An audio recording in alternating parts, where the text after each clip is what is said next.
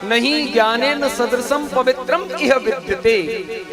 इस संसार में ज्ञान के समान कोई भी वस्तु पवित्र नहीं है। इसका मतलब है कि ज्ञान पवित्र है और अज्ञान अपवित्र है, और पूतना अज्ञान का स्वरूप है। वह ब्रह्म को नहीं जानती, वह परमात्मा को नहीं जानती, वह शुभ कर्म करना भी नहीं जानती, वह केवल कपट जानती है, वह ईर्ष्या करती है, उसके अंदर तृष्णा है, काम है, क्रोध है, लोभ है। इस प्रकार से वो दुर्गुणों से भरी हुई है। जो प्राणी जिसके अंदर दया नहीं है, विद्या नहीं है, भगवत भक्ति नहीं है, ज्ञान नहीं है, वैराग्य नहीं है, दान नहीं है, तो उसके अंदर पवित्रता भी नहीं है। ये सब चीजें हमारे अंदर पवित्रता लाती हैं। कहोगे कैसे?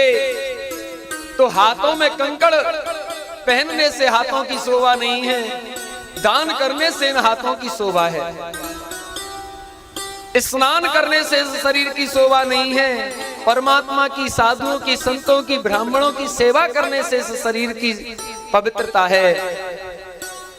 बड़े बुजुर्गों की सेवा करने से, उनकी आज्ञा का पालन करने से, माता पिता के चरणों की सेवा करने से, उनकी आज्ञा का पालन करने से इस शरीर की पवित्रता है।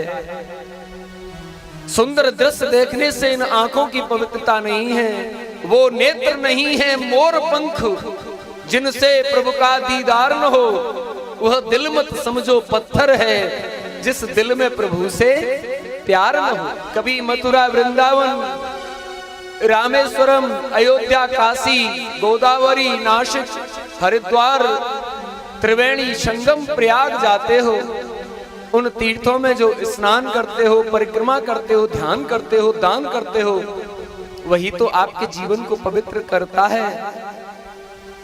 और पूतना के जीवन में यह कुछ नहीं है, इसलिए वह अज्ञान का स्वरूप है। जब अज्ञान का स्वरूप परमात्मा के सामने जाता है तो परमात्मा भी एक बार को उससे मुख मोड़ लेते हैं, परंतु वे इतने दयालु कृपालु हैं कि अज्ञानी जीव भी अगर उनको पाने की चेष्टा करता है तब फिर वे उसका उद्धार कर देते हैं। पूतना ने जब भगवान की तरफ दृष्टि डाली तो उन्होंने नेत्र बंद कर लिए, क्योंकि वो इतनी अपवित्र और अज्ञान की स्वरूपा है कि उसे देखना भी पाप है। लेकिन जब उसने भगवान को अपने हाथों में लिया, गोदी में लिया, तो भगवान ने उसका उद्धार कर दिया। यही भगवान की महत्ता है।